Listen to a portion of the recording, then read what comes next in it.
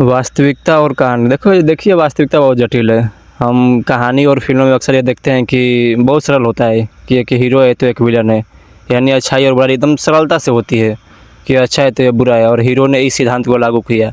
यानी कोई मेन पात्र है जो मेन हीरो है, उसके सिद्धांत ये हैं कि वह ऐसी ट्रेनिंग किया, ऐसे मतलब आइडियोलॉजी को लेकर चला तो उसने बुरे लोगों को ख़त्म कर दिया। तो ऐसे में सीखना बहुत आसान हो जाता है कि हम उसकी आइडियोलॉजी या फिर वो जो ट्रेनिंग किया उस ट्रेनिंग को कर लें और बुराई से जीत जाएंगे। पर वास्तविकता कुछ ऐसी नहीं होती है। वास्तविकता बहुत जटिल है। इसीलिए जब आप इतिहास पढ़ेंगे ना तो उसमें आप देखेंगे हर पात्र की एक अपनी भूमिका है। भले ही आप आसानी से समझने के लिए आपको कह देते हैं कि नहीं गांधी बेकार थे, गांधी अच्छे नहीं थे, नेहरू अच्छे नहीं थे, चंद्रशेखर आज़ाद अच्छे थे।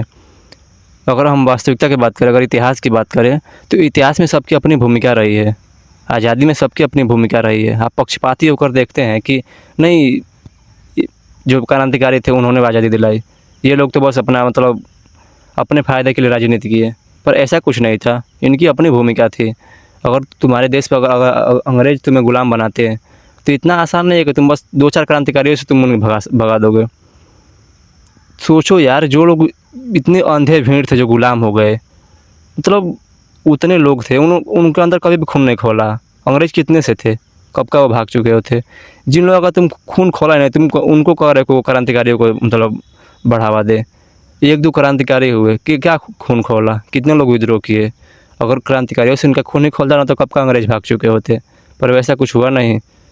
1-2 क्रांतिकारी हुए। अगर सब क्रांतिकारी भी होते ना तो अंग्रेजों के पास और भी उपाय थे, पर उतने सब क्रांतिकारी होते नहीं। अब देखो, क्रांतिकारी हुए, अंग्रेजों ने उन्हें दबा दिया। हर कोई नहीं क्रांतिकारी हो पाया। इसलिए एक राजनीतिक शास्त्र की भी ज़रूरत थी, जिसमें गांधी जैसे गांधी की अहिंसा, ऐसे ही नहीं नेल्सन मंडेला गांधी को पढ़ते हैं। तो आप वास्तविकता जब इतिहास पढ़ते हैं ना तो अब हर हर पात्र को आपको समझना होगा। आपको इसको हीरो और विलन की तरह मत देखिए। कुछ ऐसा ही अगर मैं महाभारत के समय में देखूँ, अब ये चीज़ तो ये उदाहरण थोड़ा आपको बुरा लगा होगा जो क्रांतिकारी वाला है, पर महाभारत की चीज़ आप समझ सकते हैं। हम अर्जुन और कौरव को देखते हैं तो उसमें ऐसा नहीं था कि पांडव और कौरव, अच्छाई और बुराई, ये थोड़ा एक हद तक था कि हाँ, पांडव अच्छे धर्म और कौरव मतलब अधर्म बुराई। पर इसमें कुछ पात्र थे जैसे कर्ण, चलो उसकी एक अपनी अलग भूमिका है, उसकी अपनी एक अलग कहानी थी। अब देखिए महाभारत के समय में सबकी एक समस्या थी ना कि सब वचन के गुलाम होते थे। यानी कि कोई भी ना तुरंत अपना निर्णय नहीं ले पाता था। महाभारत के समय की यही सबसे बड़ी समस्या थी। तुरंत निर्णय लेने में किसी की भी हिम्मत नहीं होती थी। इसलिए हर कोई बस एक वचन दे देता था कि मैंने एक वचन दे दिया है, अब इस पे बहुत आसान हो गया कि उसी से जीवन चलूँगा।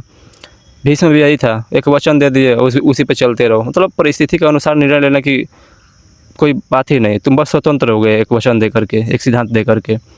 तो कुछ वैसा ही महाभारत के समय की सबसे बड़ी समस्या यही थी। अनेकों समस्या, अब गहराई से इस पर कभी चर्चा करेंगे। तो कहने का अर्थ ये था, आज के मुद्दा यही था कि आप जब भी वास्तविकता देखने जाते हैं तो आप हर एक पात्र को समझिए। एक पात्र से आप देखेंगे तो बस आप अधूरी कहानी को देखेंगे, अधूरी कहानी और अधूरी जानकारी आपको लेंगे, जो कि अगर उसको वास्तविकता में लागू करेंगे तो इतना आसान नहीं है वास्तविकता। जब हर एक पात्र को समझेंगे, हर पात्र की भूमिका को देखेंगे आप, तभी आप वास्तविकता में कुछ बदलाव कर पाएंगे। इसलिए वास्तविकता को समझिए। वास्तविकता की जटिलता है। कहानियाँ बहुत सरल होती हैं पर वास्तविकता नहीं।